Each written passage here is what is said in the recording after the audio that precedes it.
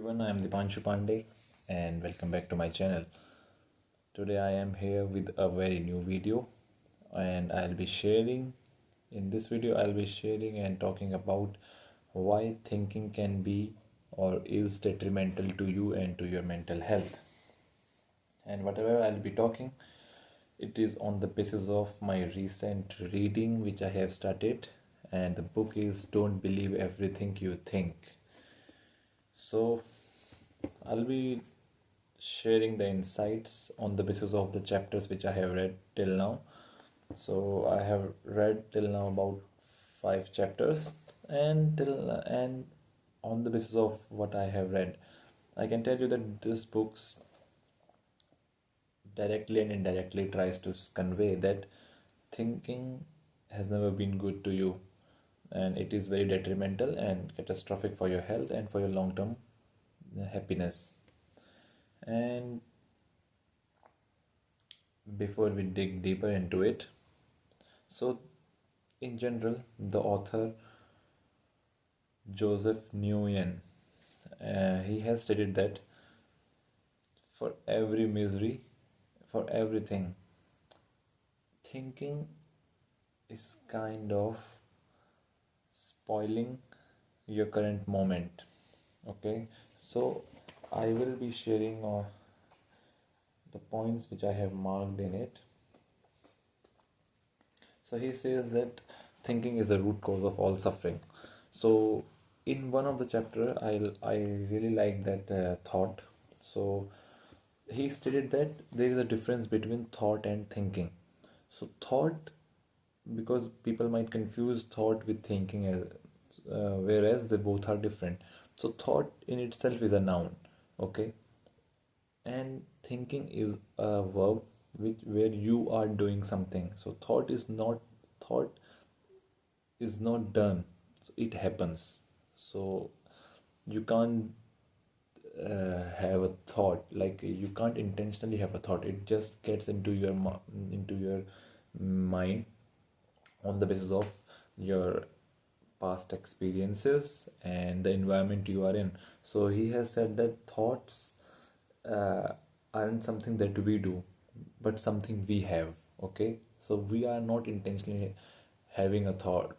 It just gets into our brain, and it is on the basis of on the basis of like he has termed that universal mind. So it comes from the universe. The thoughts comes from the universe on the basis of the experiences which we have had and kind of exposures we have got. So on the basis of that we get thoughts. Now thinking is like, on the other hand, is the act of thinking about our thoughts. So when we start uh, exploring or digging deeper into our thoughts, then it turns out to be thinking. And he has said that the thinking is a root cause of all our psychological suffering, because he says that our mind, uh, if we talk about the primitive stage when we were the early human being, our mind has been designed in a way to protect us and help us survive. But he says that as we are living in the current modern era, we are not in a continuous fear, or we don't have any such kind of fear as compared to what a person in those prehistoric era used to have, the continuous uh, and eternal fear of death or something like that. So in that time it was helpful to have that mind being so much cautious about things, but in this era you don't have to let your mind roam around the spectrum of survival thing, because when we get into thinking, the mind always puts up in a position where we think that is it going to harm me or not, whereas it is not the case. And when we start thinking, we start limiting uh, we start limiting the thoughts we had. Let's say any thought you get, and when you just start thinking about it, and your mind, to put you in a safe position, gives you reasons to not to do it, or an excuses that why you can't do it. So that's why he says that thinking is the root cause of all our psychological suffering. And how can we avoid it? By being in present. That's what he says. And at a point he has stated that thoughts create something, whereas thinking destroys something. And he says that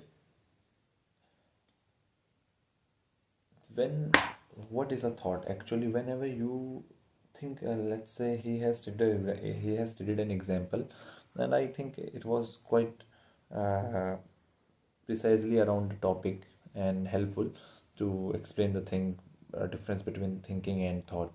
So he says that when somebody asks you, uh, how much do you expect to earn money in a year? So everybody has some amount will pop up into your head. That is a thought. And when you start thinking about how you're feeling about it, and how, if somebody asks you, how will you feel if that money which you have thought to earn in a year doubles up? Then you are thinking, and that's when you start, like, you don't are not that exhilarated, whereas when you get a thought you are more excited, and you're like more enthusiastic about it. So that's what he says. Thoughts are from the natural nature. They comes naturally. You are not putting your efforts into it. So that's what the nature we have. That's what innately we were made of. Because thoughts don't push us to do something, like, whereas by thinking we are putting extra efforts, and most of the time we are limiting it. So here he has said that if I am having a lot of negative emotions, I know that I am thinking too much, because thinking is good. It is not that you need to completely eliminate the thinking, but the more you eliminate, the better it is for you. So, but in often the cases are that thinking brings negative emotions. So instead, not to think. Okay, and he said that he states at a point that we feel on the basis of what we think. So why not think positive? Because if you will think positive, then automatically we will feel positive. But he says that that is not the case, because you can't feel good with just a mere thought. Okay, naturally we were positive. Okay, we are positive by nature. We are happy, and to that he says that look at a kid, anyone who is at his stage of infancy.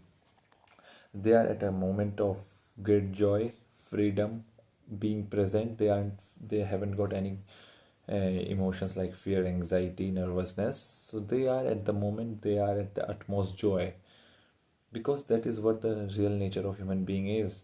So you can't just uh, acquire it by a mere thought. And so he says that if you quit thinking, don't think. If you quit thinking, naturally you will come back to your original state of that great joy, being in present. And when you are being in the present time, when you are present at a moment, definitely you will feel happy. So that's what he says. So he says that, for example, let's look at the natural state of a boy. What is a baby's natural and default state? Assuming the baby wasn't abused, neglected, or had any physical issues. So, are babies naturally stressed, anxious, fearful, and self conscious, or are they naturally in a state of bliss, happiness, and love? So, he says that our natural state of being is joy, love, and peace.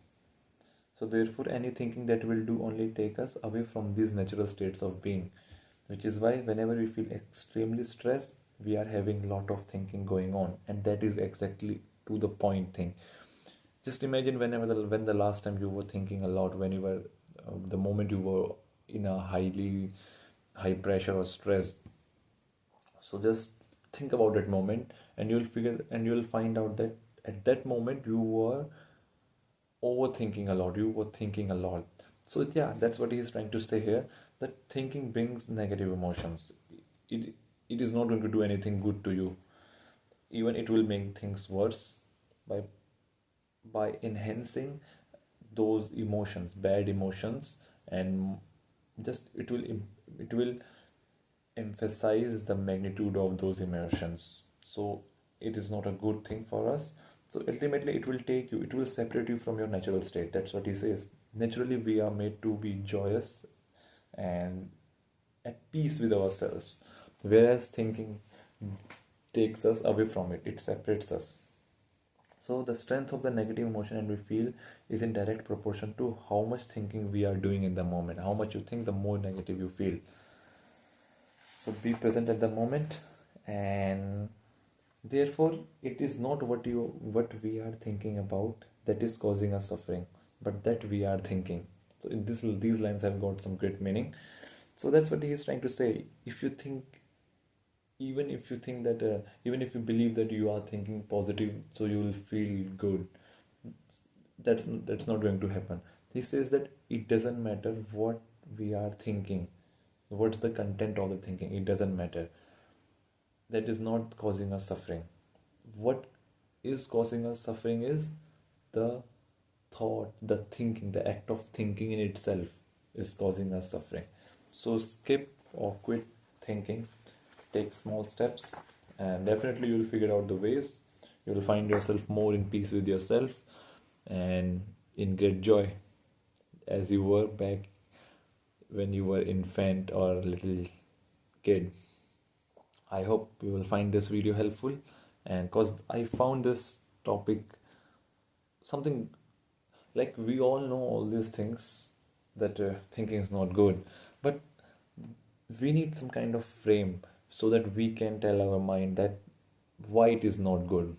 We all know that it is not good, we have heard so many times, but when you get such kind of content where you can tell your mind that it's not doing good to us, and your mind will ask you why it is not doing good to us, then you can give this state, then you can self explain this to yourself that why it is not doing good to us, because it is just separating us from our natural state. So when you get these kinds of frameworks or something more like, we often say that you would have heard that phrase that nailed it. So it's kind of a nailing it thing. It is giving us a good direction. We know where we were going, what a good ideology should be. But this is kind of a bang on thing where we can tell our mind, yes, this is why we shouldn't do this or that, what the author is trying to say, because he has made his efforts in just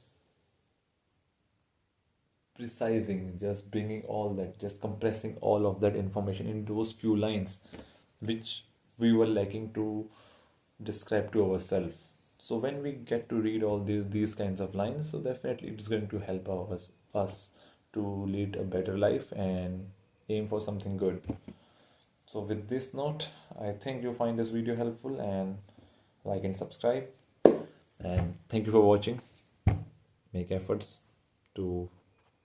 Keep making efforts to make your life good and happy.